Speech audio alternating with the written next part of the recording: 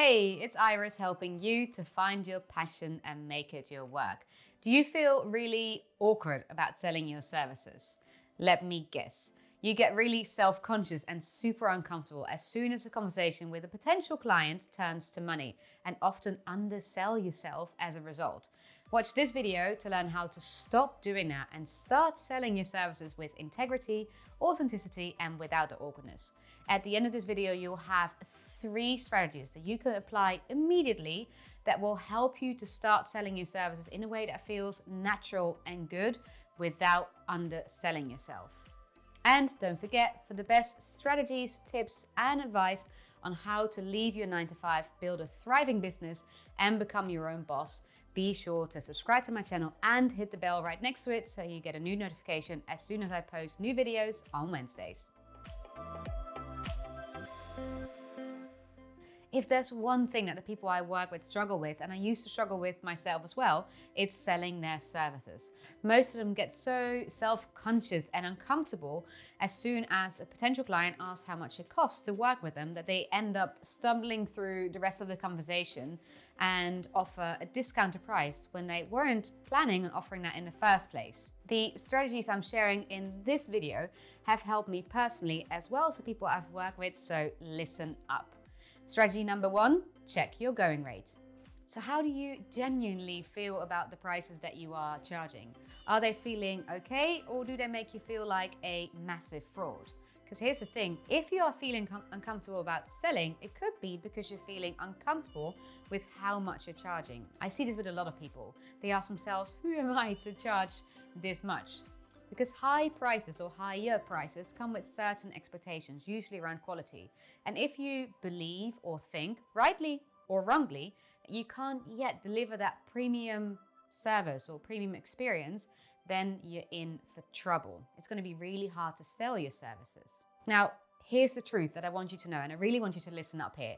You can charge high or premium prices even when you are starting out, as long as you can deliver a premium service or premium experience. If you somehow don't believe you can do that yet, then it's going to be really tricky to sell your service authentically and without that awkwardness. Now, here's something else to consider. You don't have to charge high or premium prices because there's nothing wrong with charging lower prices, especially when you're just starting out. It's okay to say, hey, I'm still relatively new to this. I probably have a lot to learn, and I don't think that I can deliver a premium service or experience just yet. That's honest. Just make sure you don't undersell yourself either, and that you don't stick with those lower prices forever. Because just as higher prices come with certain expectations around the quality, that it's usually higher, so do lower prices. The association is made often that the quality is lower. So if you go for super low going rates, you can do yourself a real disservice. I recently read the following in a Harvard Business Review article.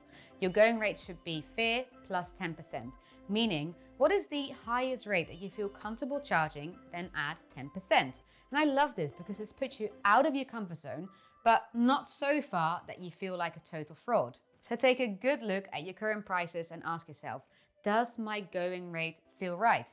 What are the expectations that come with these prices? And then, can I deliver on that? Or do I believe I can deliver on that? Then ask yourself, what going rate will make me feel a little bit uncomfortable, but not so much that it makes me feel like a massive fraud? These questions should help you to understand if you perhaps need to tweak your prices a little bit.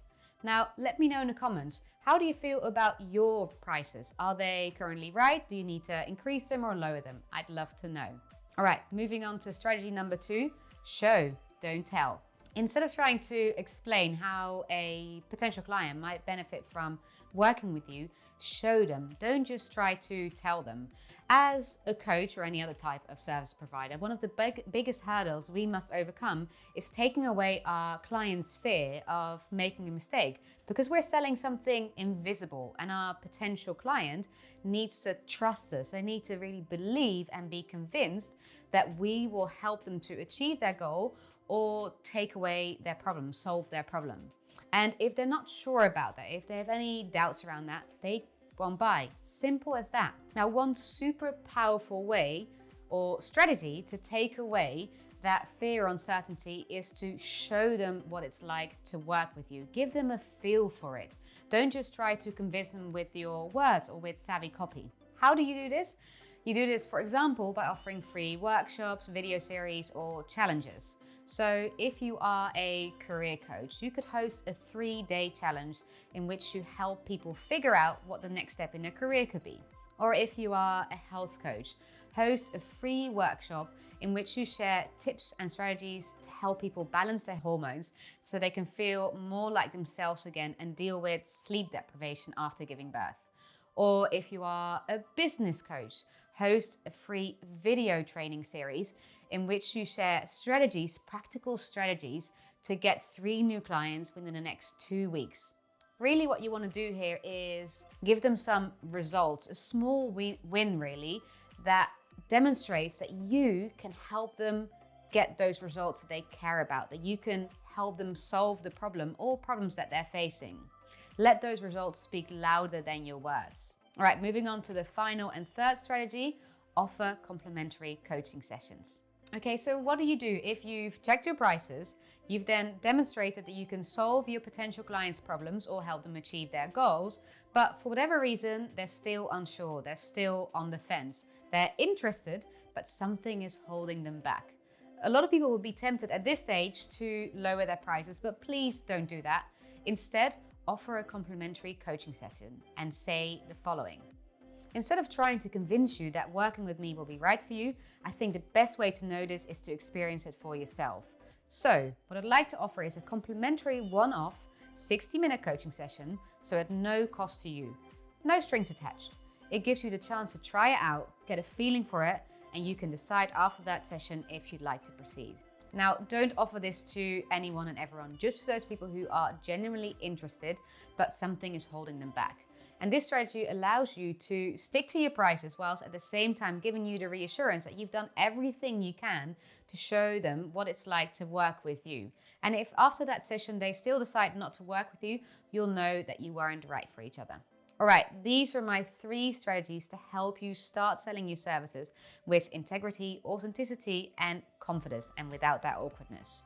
If you like what I shared in this video and you're keen to make your coaching business your full-time thing, then be sure to grab a copy of my Escape the 9-to-5 checklist, in which I share 8 crucial things that you should be focusing on right now to get your business in the best possible place before you hand in your notice and go at it alone full-time. I'll add the link to that in the description box below this video.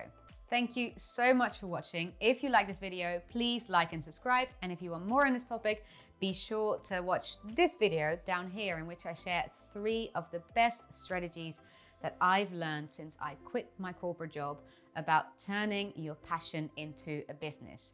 See you next Wednesday.